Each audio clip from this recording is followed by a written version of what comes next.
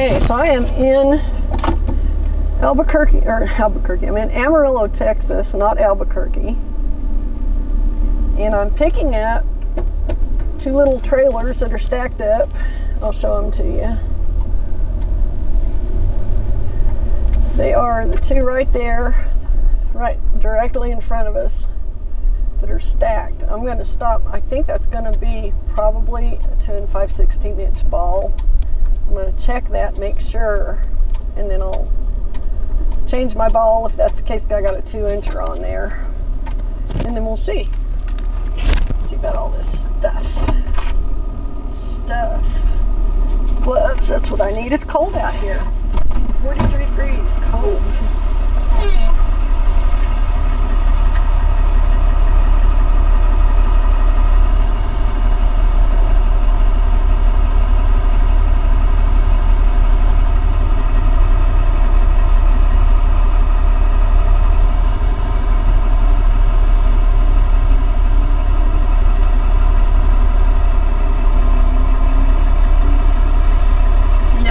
Change the balls.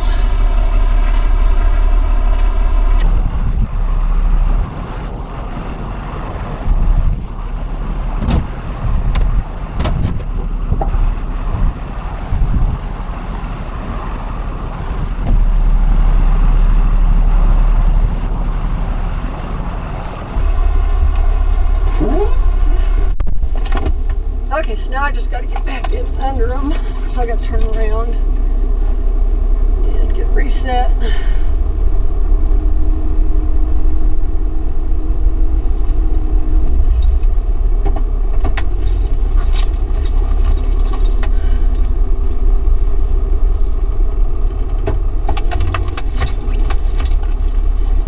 So this is kind of cool because I'm not backing into the sun. Maybe my backup camera will actually help me today. A lot of times it's not that much help. It will be. We'll see.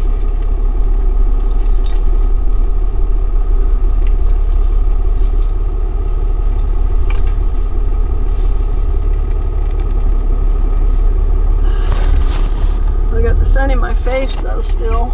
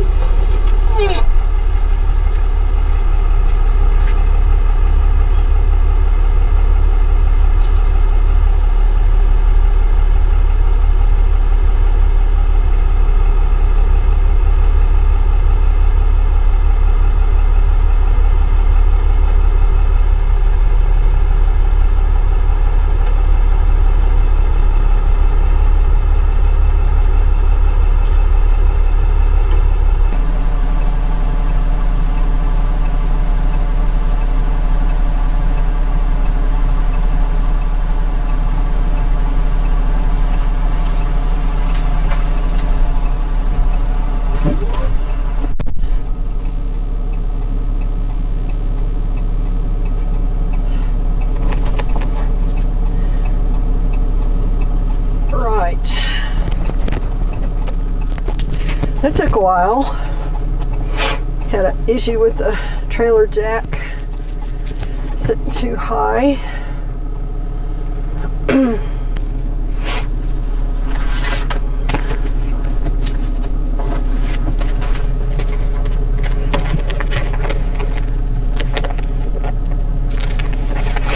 But we got that resolved. And I learned a new thing today. I'll tell you about it here in a minute once I get my paper done. Got to have my paperwork done before I go anywhere.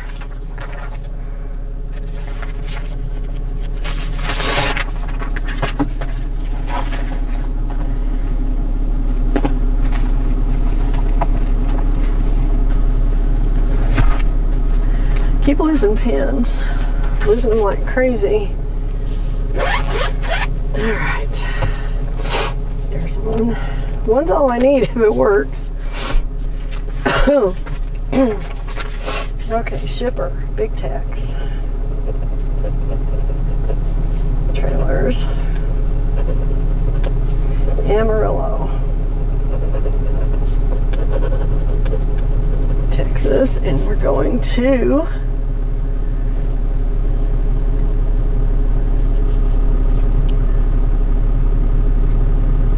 Big Tex Trailers. This is a store-to-store transfer.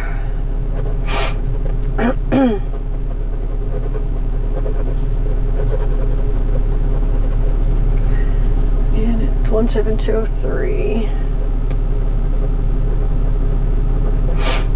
Farm to Market, 2920 Road. I think I've been there once. I think I delivered there one time, or I was supposed to deliver there, and I got the wrong address, got all the wrong information. Pretty sure that's back when my big boss was in charge of dispatching. So stacked 16-foot bumper pull trailers, and I've got 05295, and I didn't check the VINs. I need to check those. In number 96948. Okay, lights. Yes, lugs, yes. Brakes, have to check them.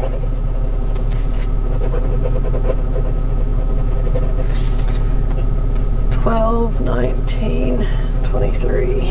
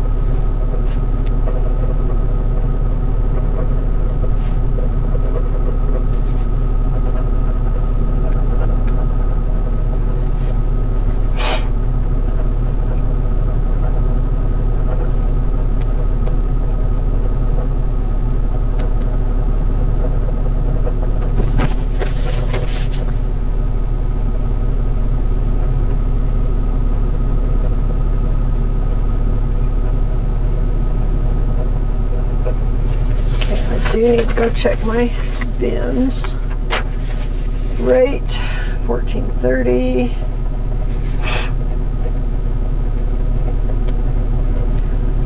Fuel surcharge $145. I could do these all day long, actually, and be happy. 7, 5, 15, $15.75 total. Check my bins and I'll be back.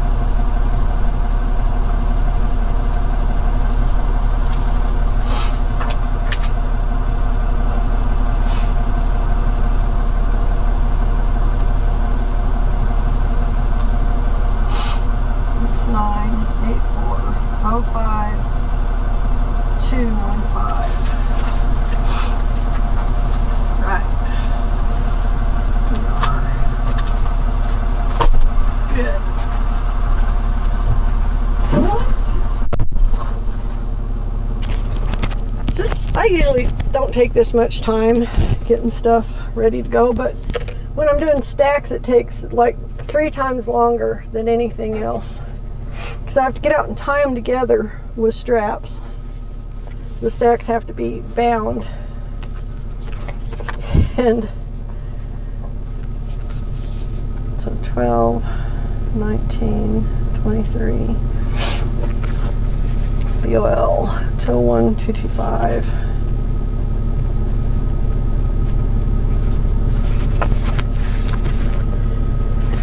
30, 35.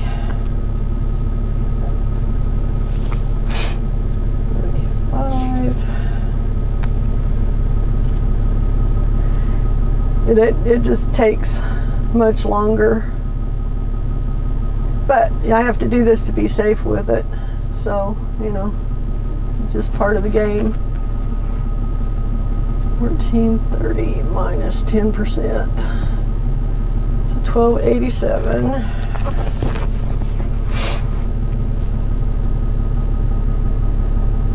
Plus 145, 1432. This is my before expenses pay on this. That's good. That's really freaking good. That's pretty freaking awesome. Okay. I have almost 3/4 of a tank, just under 3/4 of a tank of fuel. Guess I ought to catch up my logbook. It's always a good idea.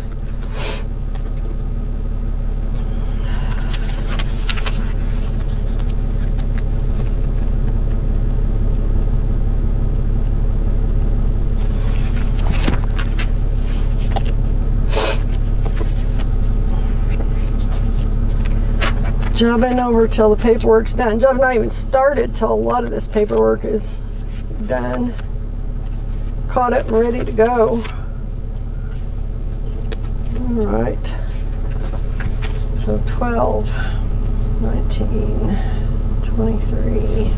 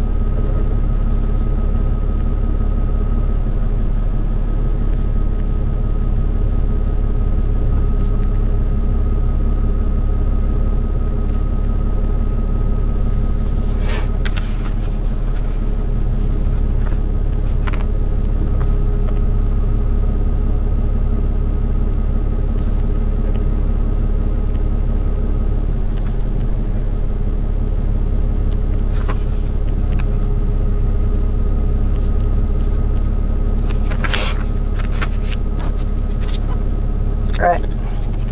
Caught up. Everything's caught up. 100% caught up and legal. Gotta be legal. It's kind of a thing. Alright. Paperwork.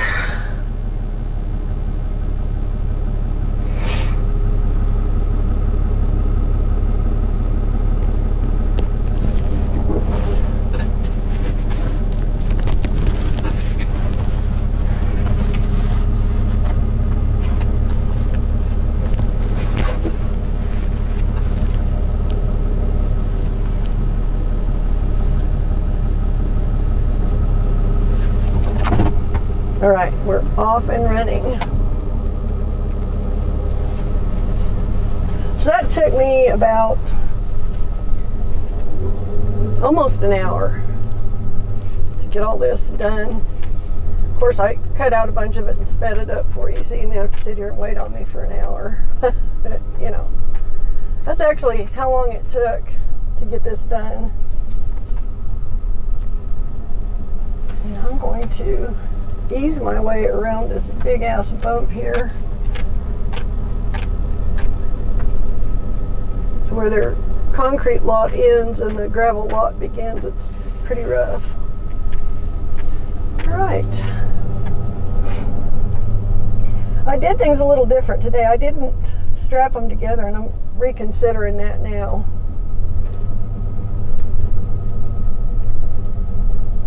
Strongly reconsidering my arrangement here.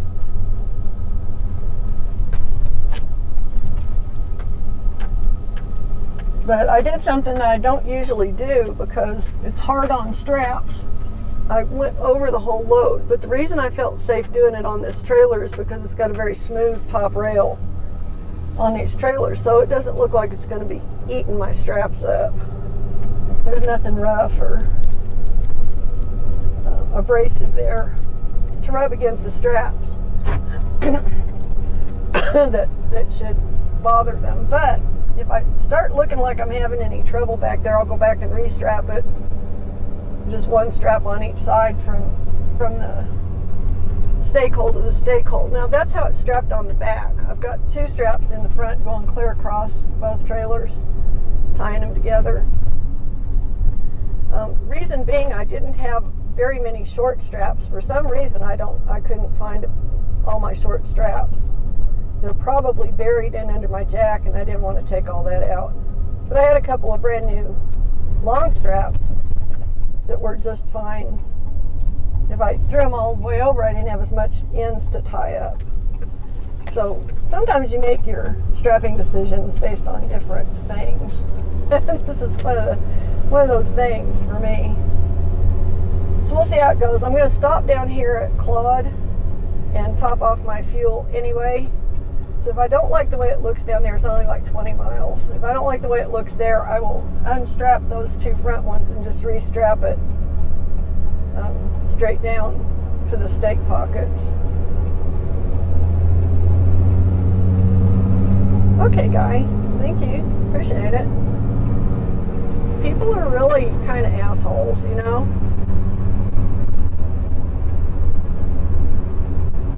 They see you're merging and then they come over in your lane to block you so you can't merge. It's kind of a crappy thing to do, but the guy realized what he had done, I guess, and backed off a little bit so I could come on out because I was running out of merge lane.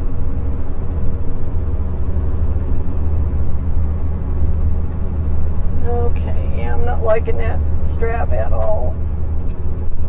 I may just stop out here on the side of the service road and restrap those. I'm not liking that. I think I will. I'm not in any hurry. I'm only going as far as home today, so it's not a big deal at all. I just need a place to do it. That would be a good spot right there, but I can't get to there from here. So I guess I'll go out here a little further. And I'm not liking that top strap blowing around. That's going to eat that strap up, I'm afraid, and then I won't have it. It won't do me any good if it's eaten up. I'm just going to have to get out and make great big bundles of my excess strap.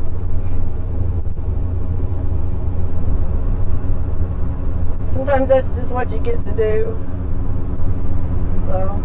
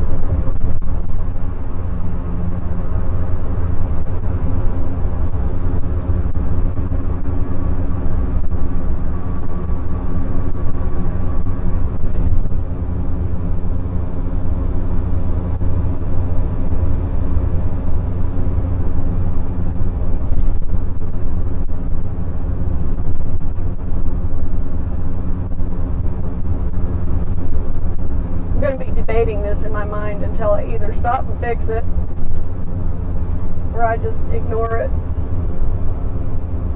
What I should have done is I should have put a twist in those straps going across the top. It's been so long since I strapped anything, I forgot about that. If you got a strap that's stretched straight and it's flat all the way across the top with no twists in it, the wind will blow it around. It'll make it flap. A lot of times if you put a twist in it, it'll let that wind just kind of go on around it and it won't make it flap around so much. So I should have just put a twist in them, I think.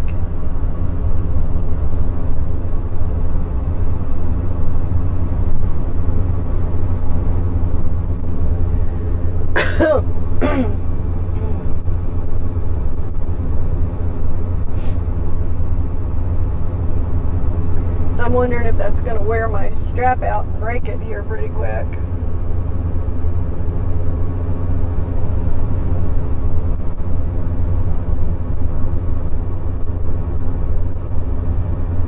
For some reason I got a car up my butt. We're on the interstate. There's 2 open lanes beside me, and this guy is right on my ass. Right on my ass. It's a stupid place to be.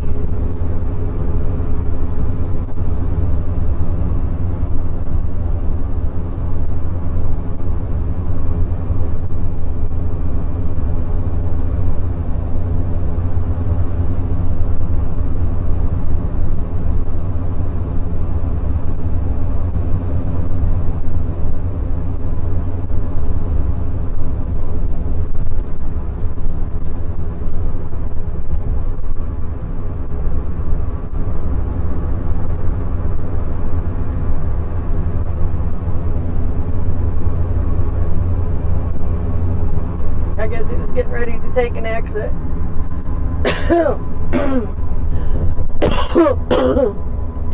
Dang it.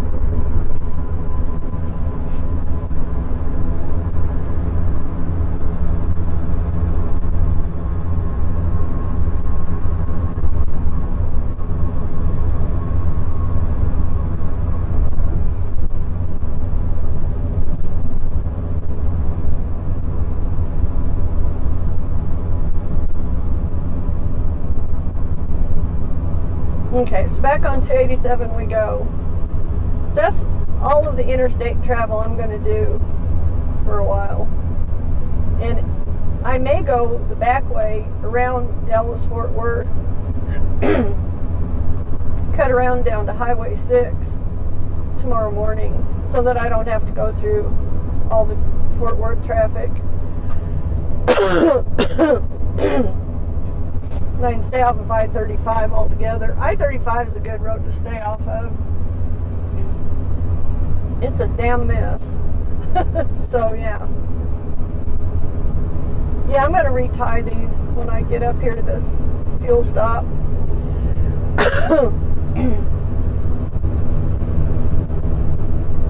As it turns out, for some reason, I do not have my knife with me. And if I'd had my knife with me, I would have just trimmed these straps.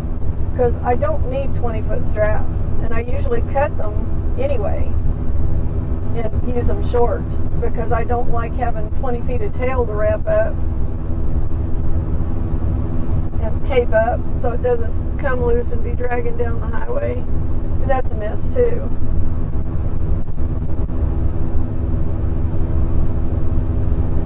So that's probably what I'll do up here at the store, is just retie those. I can't cut them because, like I said, I don't have my knife with me. It must be in my purse, my other purse. I think I took it out of my regular bag and put it in the other truck because we had to go into the courthouse, and you can't take a knife, and not even a pocket knife, you can't take into the courthouse in Duncan. So I guess they're afraid you're gonna run amok and get everybody with your pocket knife. It's the dumbest thing ever.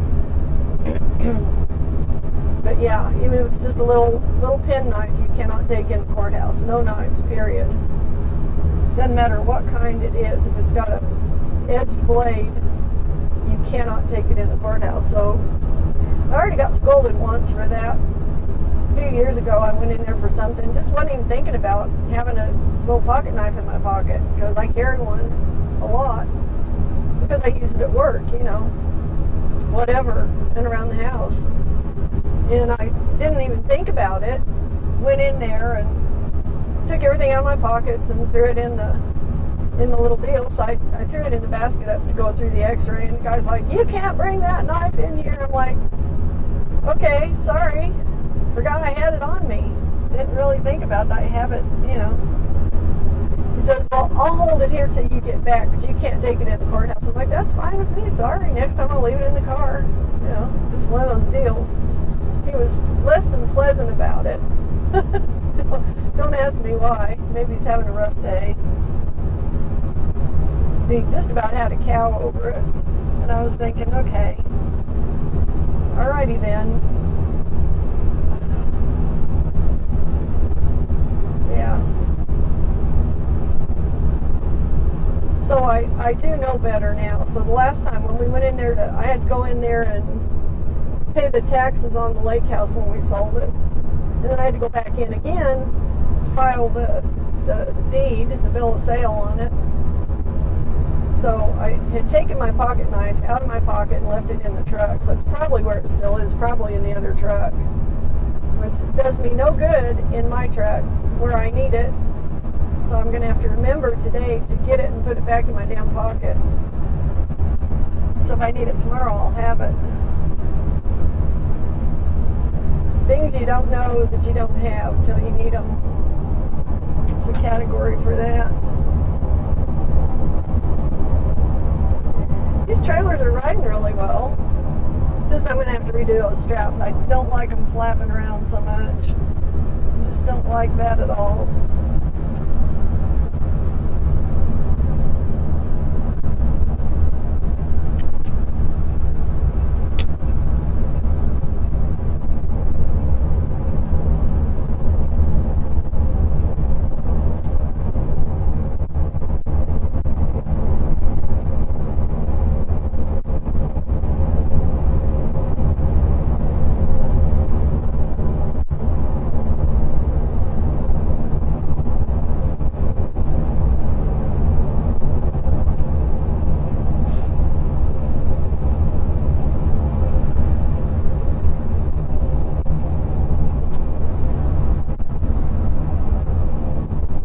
So today I used my old-fashioned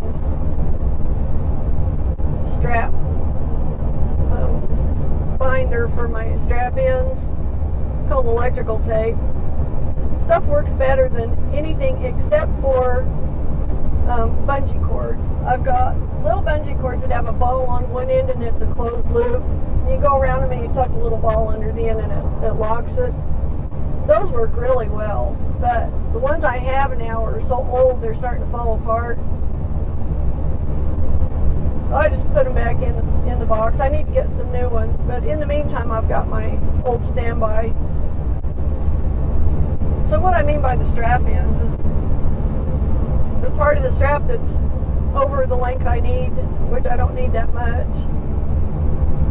So however much strap is left, I roll it up and then I stick it to the actual strap, and then I tape around both so that it stays up out of the way and won't start dragging, won't unroll and start dragging on the highway. Now I've had straps do that before, not recently, but a few times when I've been hauling stuff and had them strapped. Sometimes they just vibrate loose or blow loose or whatever. So now I really tape the hell out of them. The bungee cords almost never come loose unless they just break. But the tape is a little less reliable if you don't get enough of it on there. If you get enough of it on there, it won't come loose anyway. It'll hang on even in the rain. But yeah, no rain today. This is good. No bad weather. 48 degrees. It's warming up. It felt cold up there. I mean, it was colder when I left home, but it didn't feel as cold at home as it did up here. It's kind of weird. It was 34 degrees when I went out the front door this morning, and it was 43 degrees when I got up here, and this felt much colder than that. I don't know what the difference is. It's usually colder feeling in Oklahoma because of the humidity in the air. So yeah, it's a little weird.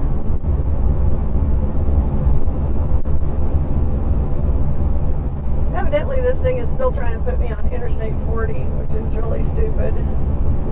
It tried to route me this morning. I just go my own way and let the GPS follow me. This morning it wanted me to go north when I turned off of Highway 62, when I just crossed into Texas and turned north off Highway 62. It wanted me to go all the way to I-40 and then across Amarillo. I came across the back way to 287 and ran at an angle up to Amarillo, and I cut 30 miles off of my trip by doing that over the way it had me coming from about 10 miles west of Hollis, Oklahoma. So it makes a lot of difference. You got to know what these GPSs are doing to you. There are a lot of times it tries to add a lot of miles on me because it wants me on the interstates. And then other times, like it's been doing lately, I'll be on the interstate in the city. It wants me to get off at every exit. I don't know why it started doing that, but it started doing that last week. I'm like, I'll just do my own thing, and you know. Good thing I don't need the GPS to tell me exactly where to go. I mean, when I need it is usually in a city on the interstate with exits, because it is good for that, but everything else is just kind of weird. It's doing weird stuff. I don't know what the deal is with it.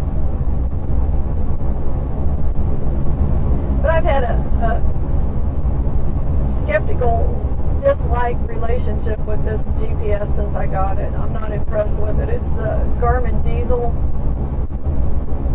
and I'm not impressed. I mean, there are some good things about it, but if I had it to do over again, I wouldn't even bother. I would buy some cheap thing and call it good. Except it was not cheap. It was like pretty expensive for a GPS.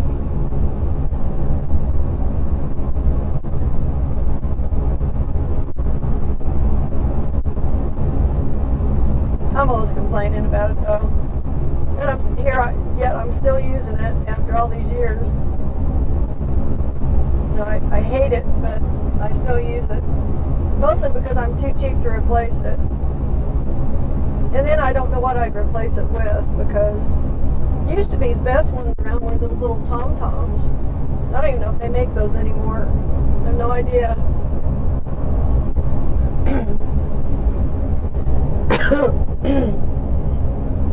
Doggone it. The wind is out of the northwest here, I think. Or out of the north, maybe. It's playing havoc with my head.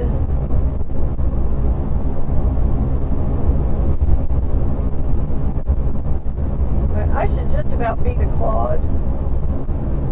When I get down here, I'm going to top off my fuel, because it's the cheapest fuel I've seen, with one other exception, but this one's easy to get into with trailers on.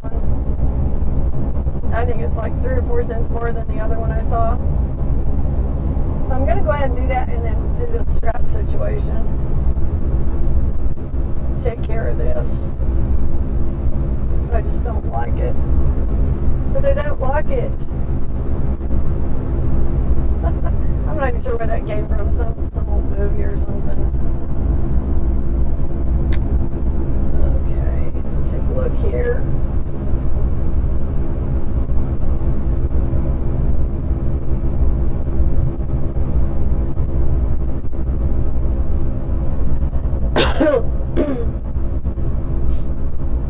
It is flat out here in this Panhandle, if you haven't noticed. Extremely flat. If it looks like my horizon is just a little out of whack, it is because this lane of the road is leaning to the right just a little bit. So I'm not sitting perfectly level with the horizon. That's why it looks a little funky. But I do know for sure that this camera is exactly level with the truck because of this base that Bill built for it. Because it is level to the truck, to the dashboard of the truck. So any discrepancy you see is going to be due to the banking or the crowning of the road.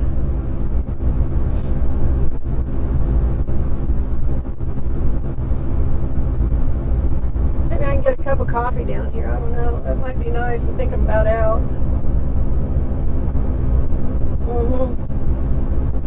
There's the last little bit there.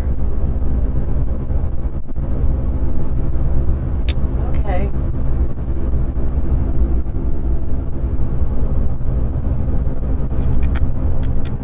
Here's a guy in a hurry. Remember, I'm doing 75.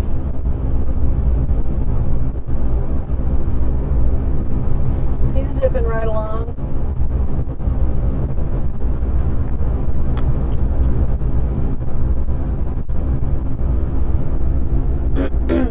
Evidently, troopers aren't running traffic out here much because I've seen a couple of those already today.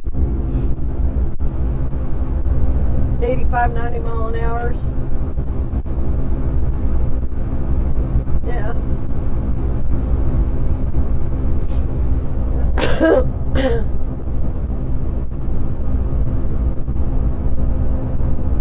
Alright, so my cheap fuel was on the east side of the road, or the north side of the road, depending on how you want to call it. So I guess right now I am kind of heading east, so I guess that is the north side of the road. We haven't made our loop to the southeast yet.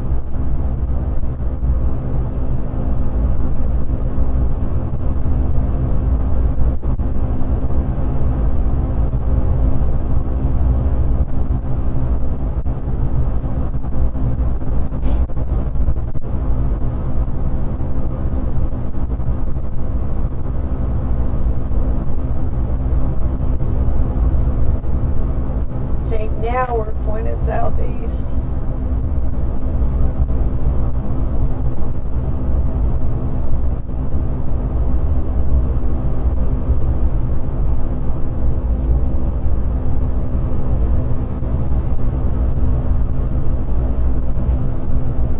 I think this is Claude up here, which is where that station was.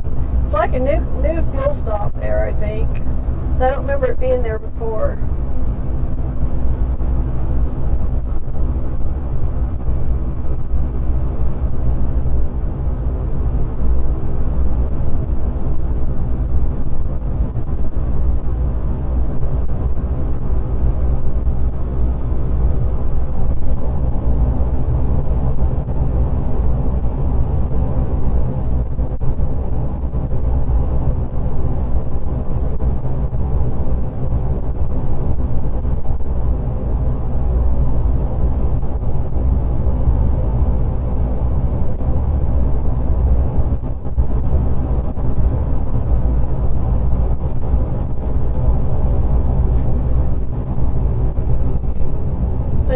Anticipation of that, I'm going to get in the left lane. But we'll see here.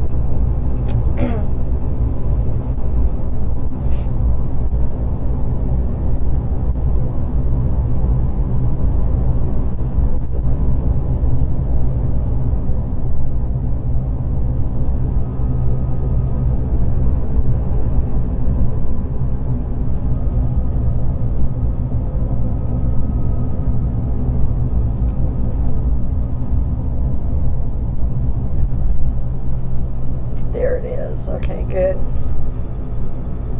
This is the spot. This is good, and I can get these straps taken care of, and they won't bother me anymore once I've got them fixed.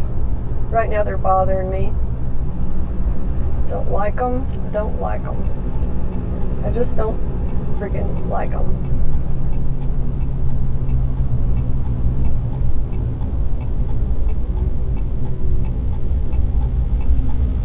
Just do not like them.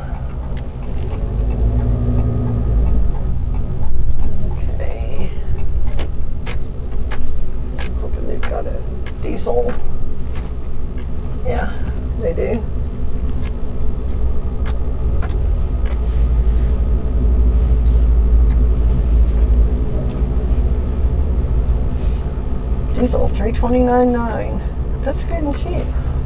Gotta love that. Okay, I'm just gonna shut this off for the moment and I'll be back when I get all this stuff done. Okay, I am back. I've got my load retied. I'm happy with my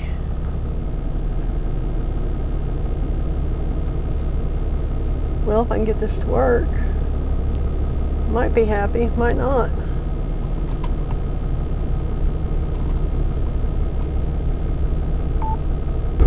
There we go. Now we got it going on. I didn't have my other camera started up. So I'm in Claude, Texas. I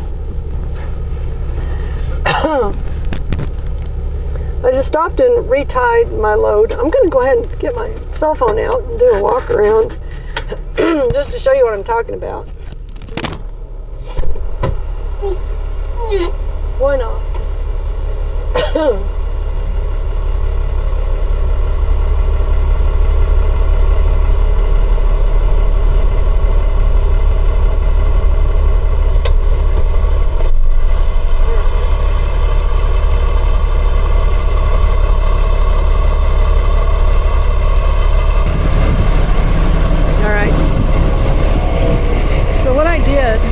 I changed these straps. I had this strap going over the top here. I didn't like it, so I had to retie it. So all I need is like 3 feet of strap on here, but I had to put stuff under so I don't scratch the trailers. I just checked it out to make sure everything was good and tight. I want these tight. Everything's staying on here like it's supposed to. So you can see I've used my electrical tape. I just tied those around and just taped them so they don't mysteriously come loose. And this is what I'm talking about, my strap ends. All this extra strap that I don't even need.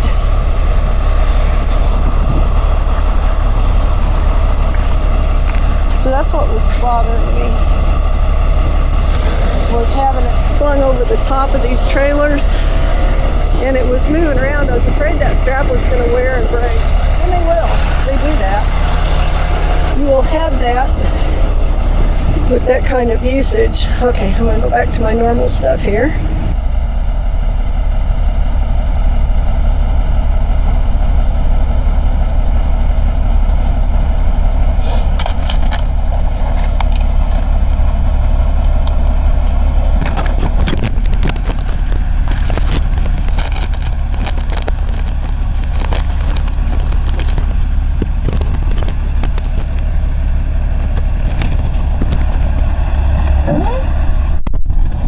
Okay, I think we're good here. I'm going to flip this camera thing around.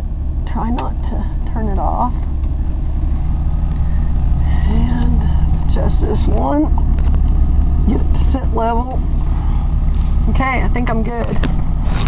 Good to get back on the road. But I just retied those 2 straps. Instead of having 2 going across it, one in front of the other, I just changed them to where I've got one on each side like I showed you. So I've got the same number of straps on it, but I've got no excess hanging anywhere that's going to be blowing around or driving me crazy. If I look back in the mirror and see stuff blowing around, I don't like that. I don't want to see anything moving. When I look back, I want it to all look stable and solid, not flipping around or flapping around. I don't like that at all. Just don't like it. Just don't. Alright, so this is Claude, Texas. I'm heading southeast actually.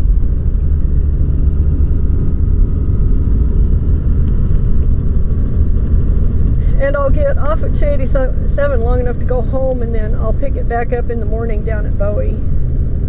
So I'm just making a little detour to go home for the night. So there's no reason for me to go and pay for a motel room tonight when I don't have to. So this is all perfectly doable.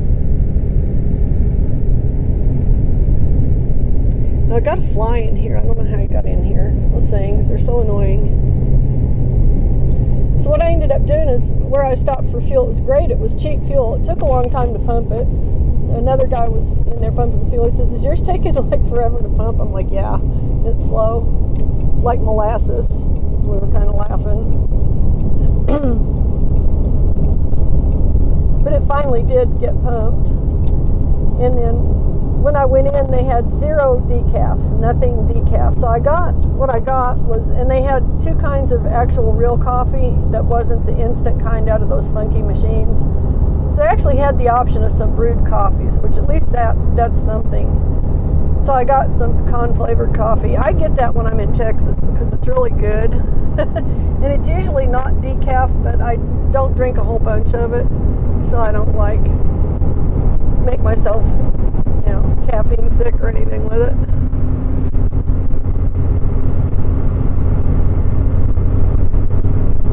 Okay, just get up to highway speed here and see how this feels. I got a really stout wind blowing right now. I can't tell if it's a side wind or no. I think it's out of the north though. I think it's a north wind. Wouldn't be surprised if we have a norther blowing in the next couple of days. It's acting like that kind of wind. Okay. So we're doing just fine at 75. Not a problem. This is not a big enough stack to be super heavy. And it's not a big enough stack to have a lot of wind drag. So it's not really affecting my mileage too badly. I mean, I'm getting about 13 miles to the gallon right now. And I say fuel mileage. I don't say gas mileage because I don't burn gas. I don't burn gasoline in this truck. So I hate it when people are talking about a diesel and they say their gas mileage. I understand it's the same thing in a way, but in a way it's not either. So I just generically say fuel mileage instead of saying gas mileage. The reason I bring that up is I was watching a video yesterday. Some guy that Bill watches, and he was talking about the options for the reasons to and the reasons not to do a delete on a diesel truck. And he kept talking about gas mileage, even though he was talking about diesels. And I wanted to correct him.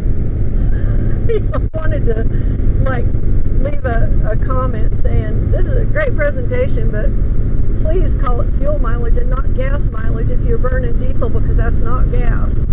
Gasoline is not diesel, and diesel is not gasoline. Both are fuels. But don't conflate one with the other, But I know it's not that big of a deal. It just was bugging me. Stuff like that bugs me a lot. I'm finicky, persnickety about some things, and that's one of them.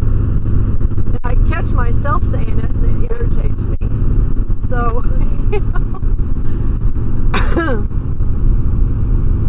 So yeah, I will, point out to others too. Well, I guess I really didn't though. I didn't say anything. I didn't make any comments. Because it was actually an interesting video. Because, I would love to be able to delete the emission systems off of this truck. Problem is it's illegal on a commercial vehicle to do that. A lot of guys do it. And I've never actually had an inspection where they looked to see if it was deleted or not. So, it's really tempting. It's a lot better fuel mileage if you delete them, and it's a lot less expensive because you don't have to keep buying diesel exhaust fluid and all the bullshit that goes along with that. So, there's a good reason for doing it. But,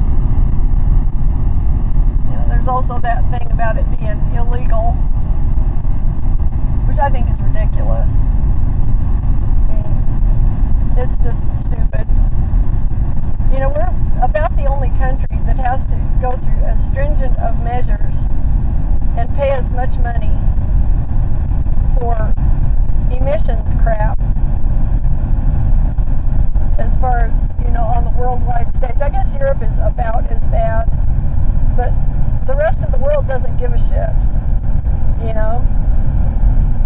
Aside from Europe and the US and maybe Canada, the rest of the world does not give a shit, and they don't comply with any of it. So, we're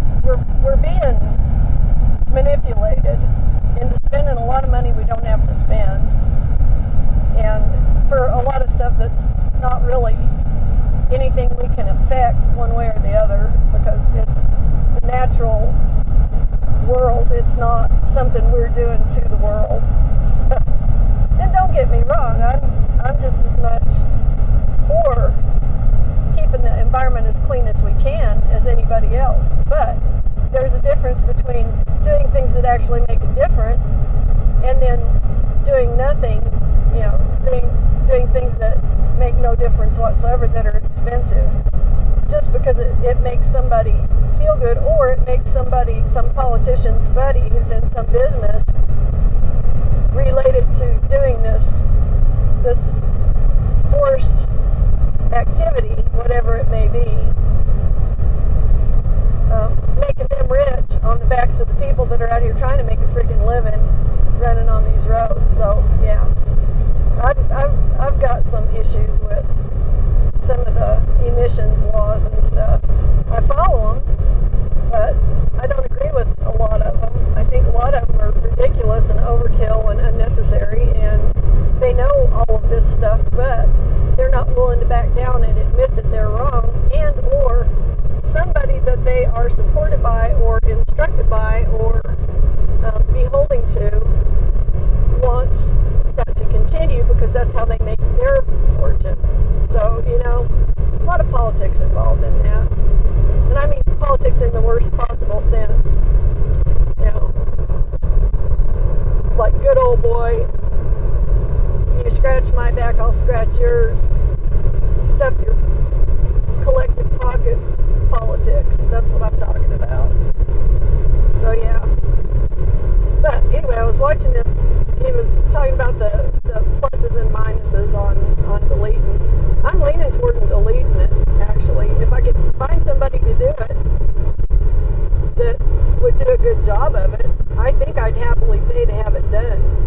I think between the savings on the fuel and the savings on the DEF and the savings on future repairs for when this craps out again, because it was real expensive when it broke down the first time, just the peace of mind knowing that was elimination of a potential problem from the deck, just throw that joker out. That would be nice. I think it might be well worth the expense to do it. So, yeah, I'm on the fence with it. Kicking it around. I mean, I could afford to do it now that we've got the farm paid off. I could, work a couple weeks and pay for it, which would be, that would up my profit considerably once that was a done deal. So, I don't know. We'll see. I might. I don't think there's any enforcement of having these systems intact, or at least very little outside of California. So I don't really think it would be running a risk of incurring the wrath of the government, Then again, I guess it is a big fine if they want to fine you for it. It's like 10 grand. So that would hurt. That would definitely hurt. I don't know. But how long would it take to save 10 grand on fuel and DEF fluid, to pay that off? Not all that long.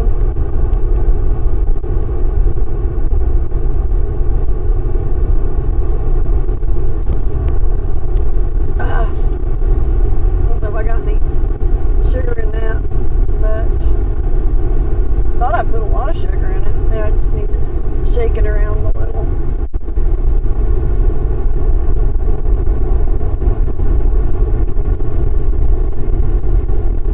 It's really good tasting coffee. It's just not very sweet.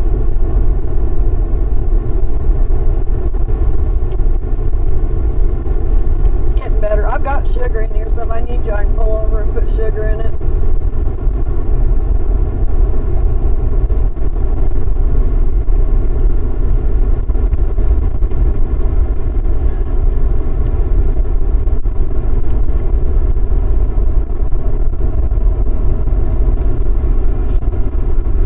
It's pretty good. Not bad.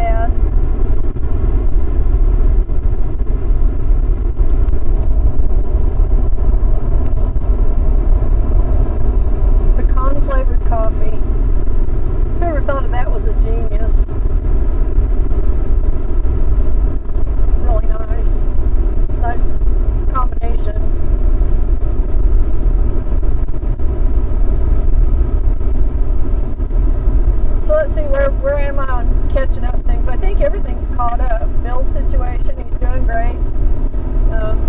The camera situation, this is awesome. This is a perfect setup. I'm real happy that I went ahead and ordered the new Sony to replace my old one. I'm just not going to be happy with anything else. I'm spoiled now. I've got a great job that I'm in the midst of here. I don't really have to go near any big cities. I can edge around them all and still not work very hard, you know, and still get these delivered and get home tomorrow night. So yay. All of that's good. The other thing I'm doing, there is another thing. I decided to quit bitching about being freaking fat, like I've been bitching for years about being fat. I've literally been dieting pretty much nonstop since 2015, and maybe a little bit before that, but for sure since 2015 when I quit smoking. I started dieting then because I got a little pudgy after I quit smoking, and I lost some weight, did okay for a while, but I never could get down to my total goal weight, so I kept dieting. For years I dieted, never did get down to my goal weight. I got within 10 pounds of it, and that was as good as I could get. So eventually I got frustrated and quit dieting, and then I kind of slowly gained it back, little at a time, and then I started dieting and kept gaining and kept gaining and kept gaining. So I've been fighting this for several years. Now a lot of it I'm sure has a lot to do with stress. A lot of it's probably hormonal, you know, menopause, stress, stuff like that. It's been a stressful few years. Fair enough. I've tried every diet known to mankind and I haven't lost any weight. So I finally, when I had to go to the doc for something else, I've got a ganglion cyst in my hand, on the back of my hand. You can see it here. It's a weird looking bump. It's just a ganglion cyst. They also call them a Bible cyst, but you can look it up.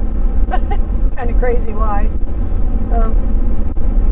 I went in for that, but I asked her about the weight thing. I'm like, you know, I'm just kind of getting tired of dieting constantly and not having any luck. So is there something that you can get me that actually works that's not like a stimulant that's going to screw with my heart? She's like, yeah, actually there is something. It's called semaglutide. I was like, okay. And it's basically Ozempic is one of the brand names. It's got different brand names. She said, this is very effective, it's very safe, and it will help you and hopefully, you know, get you to a point where you're where you want to weigh, where you want your weight to be. And she said it's very effective.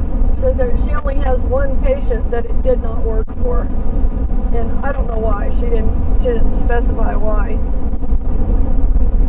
But it's an injection, so you give it to yourself once a week. So I started this five and a half weeks ago. So about the time that I started staying home, I started doing this. And I've been doing it, and I've lost like 8 pounds. I'm losing just a little over a pound a week, I think. Somewhere between a pound and 2 pounds a week. And I'm so freaking happy. I'm so relieved that I actually have the chance to get rid of this excess fat. So I'm feeling a lot better. I don't feel so sluggish, you know. I don't feel so fat. I haven't lost a lot, but, you know, it's early in the game. She said give it about 4 months. So I'm just over a month and a half into it. And we'll see how it goes. But I've heard a lot of negative stuff about it on the internet, of course. And I've seen a lot of negativity about people using Ozempic and it's not doing it the old-fashioned way. Well, no, it's not. It's, you know, a tool.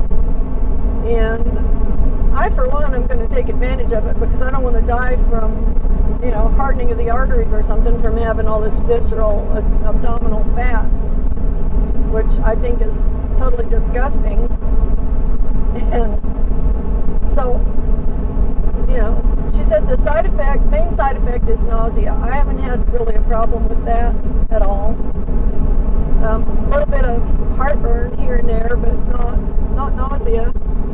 But she said the thing about the nausea, just don't overeat. If you overeat, it's going to make you pukey. If you don't overeat, you shouldn't have any problem. I'm like, okay, well, I just won't overeat. The thing about it is, I have totally put food out of my mind. It's like I don't care. It's not like I'm worried about every bite that goes in my mouth, which I've been for years. I was afraid to eat because everything I ate made me fat. It's like I got this mental thing about it now. I'm just like horrified by the thought of even having to eat because I'm afraid it's going to make me fatter. I haven't even thought about that since I started taking this stuff. Since about 3 days after I took the first injection, it started just making me feel like, I'd wait until supper time, eat a little bit of supper, nothing big, and then that was it. That was all I wanted. I wasn't feeling like I needed to have a snack or, do anything else all day long. And I guess the way it works, she explained it to me, is that it slows down your digestion so that you feel fuller longer. And it made sense to me to go back to how I used to eat when I was skinny, when I was in my 30s. I was real skinny. And what I did then is I would eat slowly, and I wouldn't eat as much as if I ate fast. It just makes sense. You eat slower, don't eat as much, you feel fuller quicker, and, or you give your brain time to catch up with your stomach. So instead of just gorging and eating fast, you eat really slow. In fact, I used to have people comment about how slow I ate. You eat so slow. Well, I did, and I did it on purpose. So I'm reverting back to that, where I eat slowly, and I don't get like big portions. I get little portions of stuff, and then I just eat it really slowly, and then I'm like, magically, I'm full, and I don't feel like going and pigging out on anything. So it's actually really working for me. So it's whatever it is that is my problem, whether it's hormones or just a lack of willpower or whatever, it's defeating that. And thank God, because I don't want to be fat till I die, I'd like to get back to being my normal pre-police size self. I put on weight and muscle mass to become a cop, but I don't have to maintain this kind of weight and muscle mass now because I'm not doing that kind of physical work. So I can get by now, go back to weighing 135, 140 pounds, and be perfectly happy because I don't have to worry about knocking anybody down or having anybody not be able to knock me down. So, I put on a lot of muscle to be a cop. And I did it through eating a lot of protein and exercising, protein shakes, all that stuff. Lifting weights, that kind of thing. But I don't need that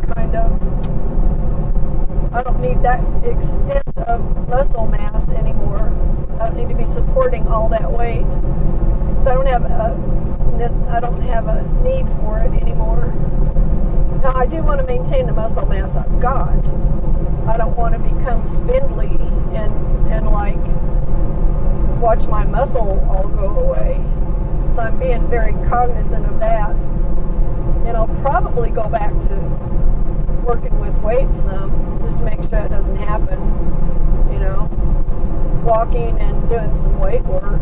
Not heavy weight work at all, just light, but enough to, keep the old muscle mass reasonable in proportion to whatever my weight and size ends up being. There's a lot to think about when you do this, because I don't want to just, waste away all my muscle. I want to get rid of the fat, not the muscle.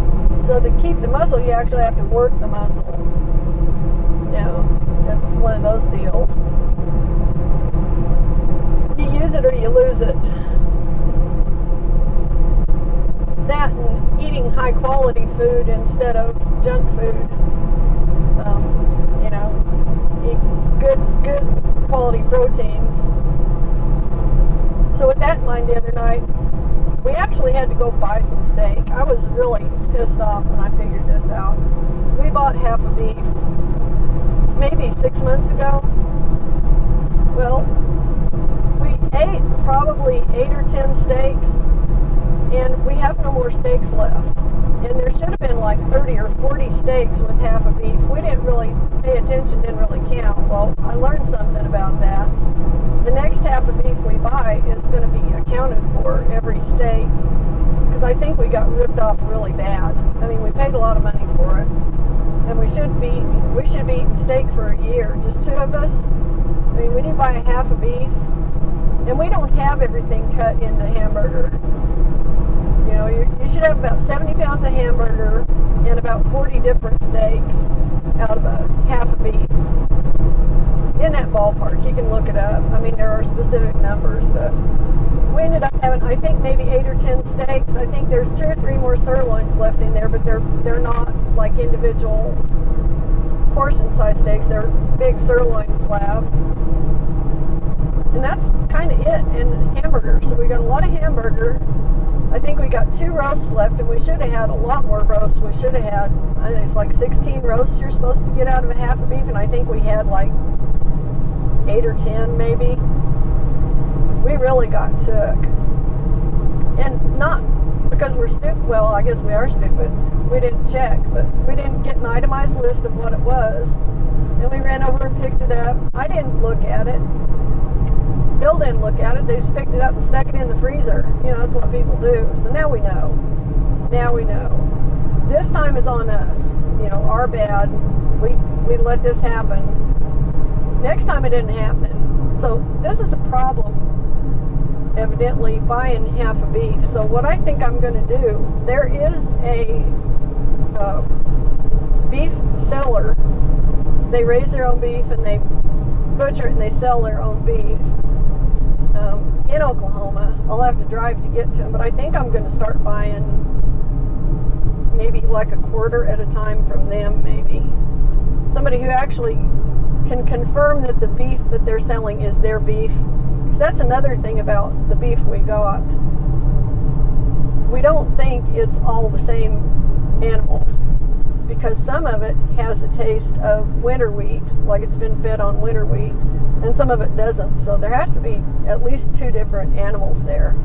And it's not as good as the last beef we got from the farmer that we bought the cow from, the half the beef from. So I think that the processing plant is mixing up their beef and not giving you back your actual animal. And that's a huge scam when they do that. You're supposed to get the actual animal you bring in. Otherwise, what's the point? You know, if I want anonymous beef, I'll go to the freaking grocery store and buy it right there. The whole point of buying local beef is to know where it came from and what animal it is. You know, how this animal was raised and fed, so you know what kind of meat you're getting. So this is a huge issue with processors. And it's like we haven't found a really good processor yet in our area. I thought they were a good processor over where we had this done. But if that's what they're doing, and I can't swear by it, but Bill swears by it, because I can't taste the winter wheat. He can. He swears that there are at least 2 different animals in this bunch, because one of them's got winter wheat and the other doesn't. So if they're doing that, then they're scamming people, because that's the height of terrible behavior by a processor. The worst thing a processor can do to you is not give you the animal you brought in. You know, that's the worst. And if that's what they're doing, then we'll never deal with them again, that's for sure. So I'll probably talk to these people who have their own beef and see about buying from them or something else. We'll figure out something else. We've got another neighbor we might be able to buy beef from. The problem isn't with buying the beef. The problem is with the damn processors. Either you've got an honest processor or you've got a crooked one, and are they going to be honest or are they not? And there's no way to know until it's too late. Well, it's too late with this one. He already screwed us. And he was the one around who had the best reputation. He was supposed to be the best one. So I don't know. It's easier said than done to buy local beef and to get what you're actually paying for, to get the actual beef you bought. That's an issue. It's a huge issue. So I don't know what we're going to do. But we've got a whole bunch of hamburger. So I don't even want any more hamburgers. I think I'm just going to go buy like bundles of steaks. It's going to take us another year to eat the hamburger we've got. We had hamburger left over from the last half of beef before we got this one.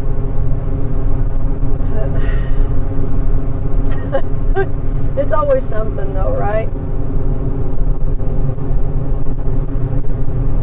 They tell you, oh, you should eat grass-fed organic beef, blah, blah, blah. Well, that's all fine and good if you can make sure that you get it from the farmer and then make sure that the processor you take it to doesn't screw you and give you somebody else's ungrass-fed beef, somebody else's feedlot or winter wheat-fed beef, So that's the dilemma. So if any of you guys watching know of a really good, honest processor within, say, 3 hours of Amarillo, Oklahoma, would you let me know? Because the one in Amarillo we can't use. We tried them once and they were horrible.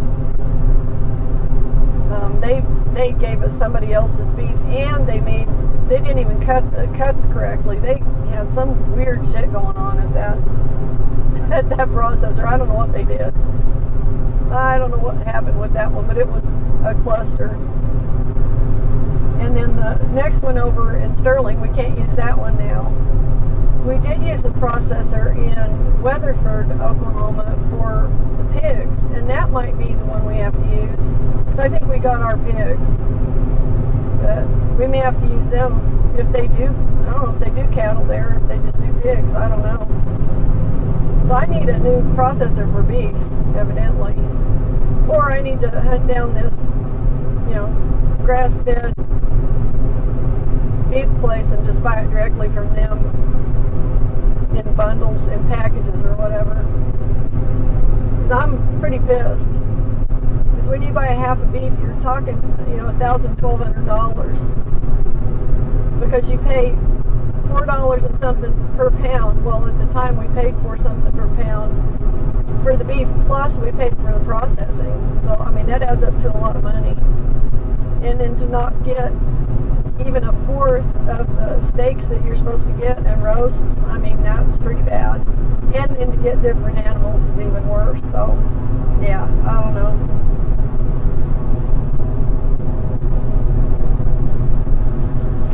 But it's a thing. So, if you know of a good beef processor,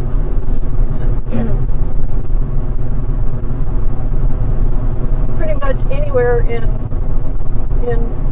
central or south Oklahoma or even north Texas.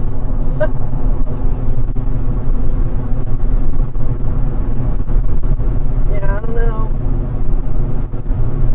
The only other option is to just have the half beef cut and then bring it home and process it ourselves.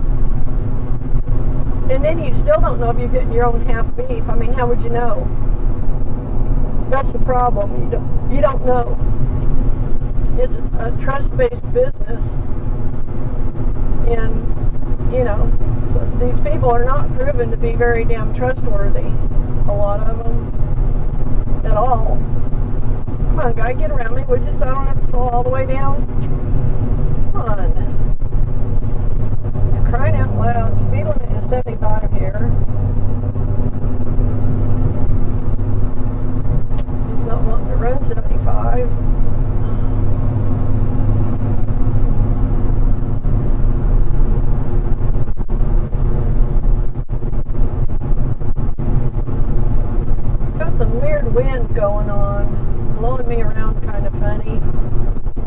tell exactly where it's coming from, but I think it's coming at an angle maybe. Kind of behind me, but at an angle behind me. A little weird. A little strange.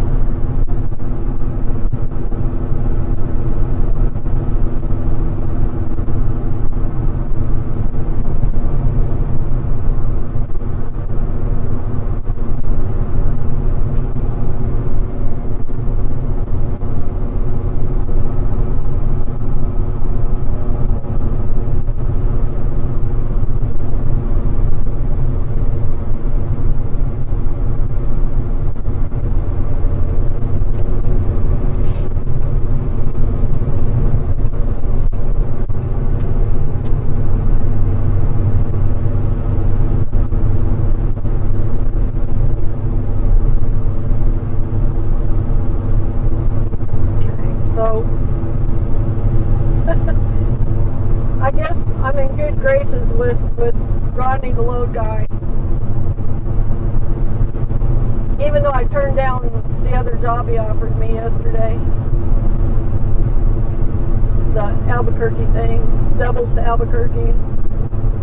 Nah. But it would be nice if he offers me something else good tomorrow when I get this done. Or maybe one more job this week before Christmas. Another good one like this would be nice.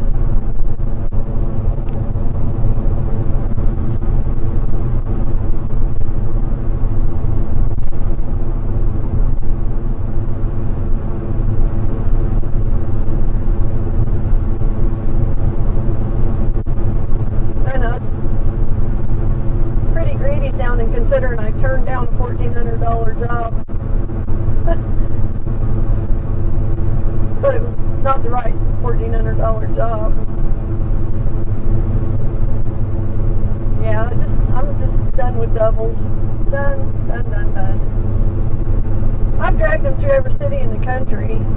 I don't really want to do it anymore. You know?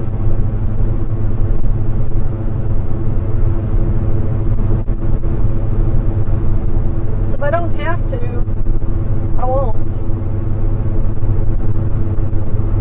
And the only way I would have to is if that's all we had to move and I needed the money bad enough to do it.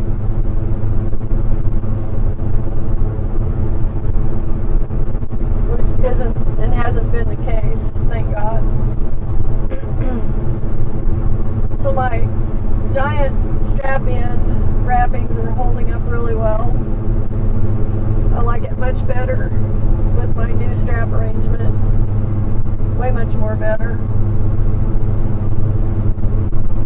So I need to make a list of things. I need to cut off a couple more straps short, and I need to remember to put my knife in here so I can get my tape off of those easily tomorrow when I deliver them instead of having to unwrap them and just cut them loose. Details I try and keep track of, and half the time I don't. I just, don't remember everything for whatever reason.